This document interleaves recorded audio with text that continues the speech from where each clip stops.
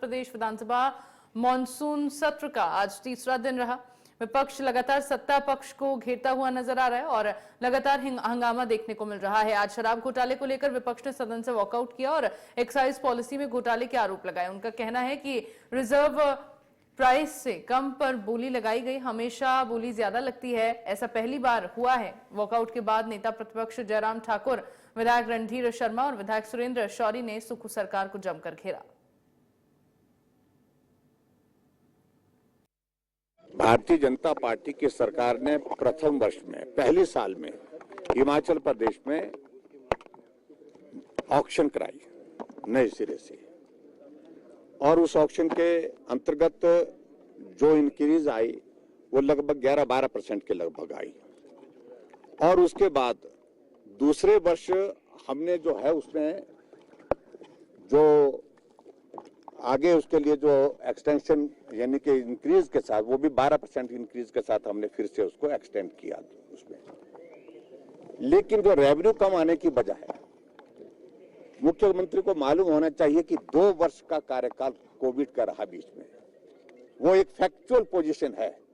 जिस वक्त जो है टोटल कोलैप्स हो गई सारी अर्थव्यवस्था, और पर्टिकुलरली जो हमारी एक्साइज बहुत बुरी तरह से इफेक्ट हुई है, इस बात को उनको ध्यान में नहीं है शायद बिल्कुल में, और जिसके कारण थोड़ा सा डाउन आया। लेकिन मैं फैक्ट्स ये बताना चाह रहा हूं कि इन्होंने जो रणधीर जी ने बात कही, ये तो बहुत बड़ा घोटाला है। ये छोटे यूनिट से बड़े यूनिट बनाने का मतलब क्या है? इसका मतलब सीधा है कि बड़े लोग, प्रभावशाली लोग, जिनसे हम सीधी कुछ बात कर सकते हैं, अपने हिसाब किताब की, अपने मुताबिक की बात कर सकते हैं, उन लोगों को। इस बार ये हैरानी हुई है कि रिजर्व प्राइस से कम पर भी कई जिलों में बोली चली गई।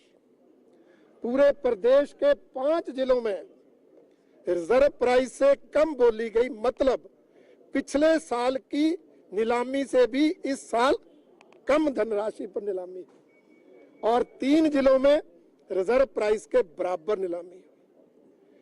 100 करोड़ के लगभग कमी जो पिछले साल की नीलामी से हुई है, हम मानते हैं वो घोटाला है। जिला चाहे शिमला हो, कांगड़ा, नूरपुर, चंबा और ऊना, इन जिलों में एक तो रिजर्व प्राइस से कम पर बोली गई है। अगर आप बोले तो मैं आंकड़े पढ़ सकता हूं। शिमला में 251 करोड़ 44 लाख रिजर्व प्राइस था, 250 करोड़ में नीलामी गई। कांगड़ा में 296 करोड़ 40 लाख रुपए थी और बोली 279 करोड़ 94 लाख में गई। नूरपुर में 118 करोड़ 35 लाख रिजर्व प्राइस था, 100 करोड़ में बोली चली गई। चंबा में 108 करोड़ 84 लाख रिजर्व प्राइस था, 103 करोड़ में चली गई। ऊना में 143 करोड़ 90 लाख रिजर्व प्राइस था और 117 करोड़ में बोली चली गई। इस तरह इन जिलों में रिजर्व प्राइस से कम जाना, ये तो बहुत बड़ी बात है, क्योंकि शराब की बिक्री भी बढ़ रही है, शराब की बोतल पर टैक्स भी लगा है। इसलिए हर सूरत में रिजर्व प्राइस, क्योंकि वो पिछले साल के बराबर रखा था, उससे कहीं ज्यादा बोलियां आनी चाहिए थी। इसलिए हमारा आरोप है कि इसमें मिलीभगत हुई है, सरकार के संरक्षण में घोटाला हुआ है, जिसके कारण ये हुआ। सरकार ने जो नई पॉलिसी लाई, उसमें जो बोतलें ठेके के अंदर बेची गई, उसमें एमएसपी दर्शाया गया और उससे पहले एमआरपी था। और जो ठेके में आवंटन हुआ उसमें बहुत घोटाला हुआ, बहुत सारे वीडियो उसमें वायरल हुए।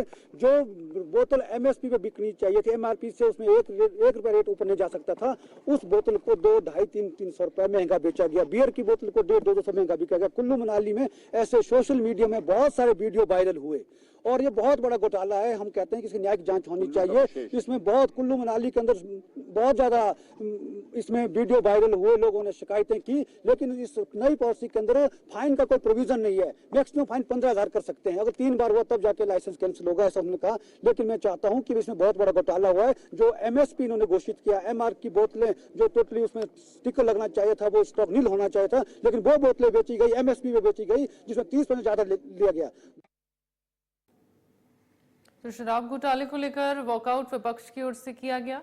शराब घोटाले का मुद्दा विपक्ष की ओर से उठाया गया। एक्साइज पॉलिसी में घोटाले की बात कही गई।